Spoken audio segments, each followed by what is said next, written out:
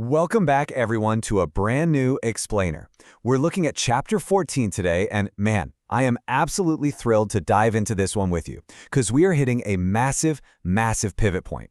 We're officially moving past that basic survival stage and stepping into a completely new arena. We're talking cosmic threats, corporate conspiracies, the whole shebang. If you've been following along, you know the stakes have been steadily rising, right? But what we uncover in this chapter, it literally redefines the rules of the entire game.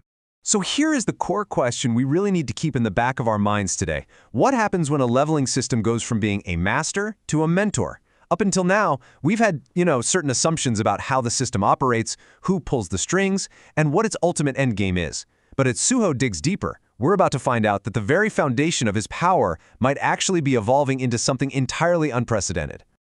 Okay, let's dive into this. Following that totally intense battle with Brocky the hyena beast, Suho doesn't just, take a breather. He's actively investigating. He peers directly into the defeated beast's memories and makes a seriously chilling discovery. This beast didn't just mutate naturally out in the wild. No, its mind was actively tampered with. Someone or something was pulling Brocky's strings from the shadows, planting dark energy and manipulating the creatures of the dungeon. And Beru, with his vast wealth of ancient knowledge, quickly identifies the architects behind this manipulation. He calls them the Apostles of Itarim. Now, these aren't your run-of-the-mill dungeon monsters. They're agents of outer gods, literally cosmic entities currently hiding right here on Earth. They are actively messing with casualties and trying to disrupt the balance of everything. So suddenly, Suho isn't just fighting local street thugs anymore. He's stepping into a silent, shadowy war against literal outer deities. And this brilliantly illustrates Suho's unique edge in this emerging war. Just look at Beru's stunned reaction here. He realizes that Suho's shadow extraction isn't just for raising a cool undead army. Suho can actually devour the corpses to look through their locked memories. It basically turns Suho into the ultimate supernatural detective. The Apostles of Itarim might be hiding in the dark, but hey, if they leave a body behind, Suho can literally consume their secrets. It is a massive tactical advantage. Let's shift gears and look at how this actually builds his strength and influence in the world. Because Suho isn't just gathering intel, he's actively expanding his domain. We see him striking up an alliance with the Fang, taking in that orphaned wolf pup. And in a true, classic RPG progression moment, he officially names the terrifying shadow pup Gray. Obviously, Suho inherited his dad's incredibly literal naming skills, right? But the second he does this, the system alerts him that the forest has been designated as the Fang's territory. He effectively turns a dungeon into his own secured shadow sanctuary. He's quite literally conquering the board, piece by piece. Now let's break down the tangible benefits of clearing out this forest, because the progression mechanics here are just incredibly satisfying. For all his efforts, Suho doesn't just get a pat on the back. The system grants him 5 ability points, letting him directly boost his raw power. But way more importantly, he unlocks a brand new title, Wolf Slaughterer.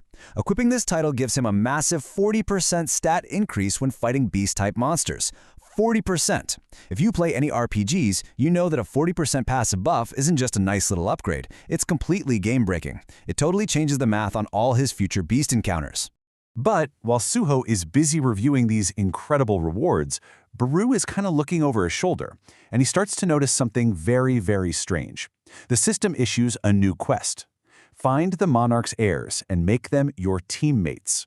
Beru is deeply suspicious about this. He points out that the original monarch never ever had a system that encouraged teamwork or alliance building in this way. The system's parameters have totally changed.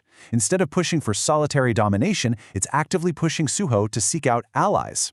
Which brings us to this beautiful narrative turning point, perfectly captured by Beru. Listen to this quote. I believe the system was made to fix the parts in which you lacked and act as a guide for you. Beru realizes that the level-up system has been entirely revised from the ground up. It's been stripped of all those malicious intentions that were hard-coded into it by its original creator. It's no longer this cold, unfeeling machine. It's become a bespoke mentor, tailored specifically for Suho's personal growth. So, the crucial point is the sheer contrast between the past and the present. Think about it. The old system, designed by the architect, was essentially a parasite. It was a death sentence disguised as a video game. But this new system, it's a cooperative guide. It actively identifies Suho's blind spots and genuinely helps him grow, build a team, and survive. It is a profound fundamental shift from exploitation straight to empowerment.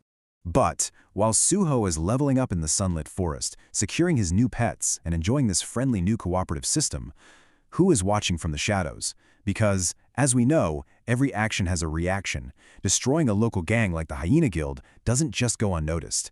And this is exactly where our explainer pivots from cosmic gods and fantasy stats right into the cold, hard reality of human greed.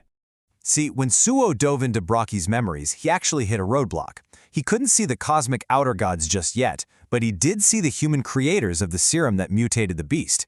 His vision led him straight to this towering, ominous high-rise, a pretty stark contrast to the dungeon forest, right? We then cut to this intense phone call happening inside that corporate monolith. The Hunters Association is absolutely furious about the destruction of the Hyena Guild, and they are demanding answers. The trail of the beast mutation leads right to the very doorstep of the Grim Reaper Guild. And here we meet the guy on the other end of that phone call. A-rank Hunter Lee Min-sung, the vice CEO of the Grim Reaper Guild. Now, what is so fascinating here is his complete and utter lack of concern. He's literally being threatened with lawyers and the wrath of the association chairman, and he just brushes it off. To him, the guy who wiped out the Hyena Guild, our guy Suho, isn't a threat at all. He's just an irrelevant little annoyance. And that indifference tells us everything we need to know. The Hyena Guild? They were just a distraction. They were nothing more than guinea pigs used to test out a product. Min-sung's absolute confidence proves that the hyenas were merely disposable pawns on a much larger, much more dangerous corporate game board. The Grim Reapers Guild clearly has something so valuable, so incredibly game-changing, that losing an entire subordinate guild is literally just the cost of doing business. Now, what's really interesting about this right here is exactly what that game-changing product is. Take a close look at his hand. Lee Min-sung is holding this glowing, ethereal orb. The system identifies this item as a Hunter Awakening stimulant, and it goes by the name Stardust. This is the highly refined version of that same dangerous serum that mutated Brocky into a monster. Min-sung firmly believes that with this item in his possession, no one will ever be able to look down on his guild again. He essentially holds the power to artificially awaken and stimulate hunters completely on demand. Which leaves us with a massive, world-altering question to wrap up our explainer today.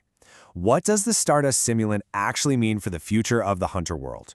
I mean, think about it. If a corrupt corporate entity can just manufacture awakenings and boost Hunter powers artificially, the entire balance of power is about to violently shift. Sure, Suho might have an awesome new cooperative system guiding him, but he is about to face an enemy that can mass-produce superhuman threats. It is literally magic going up against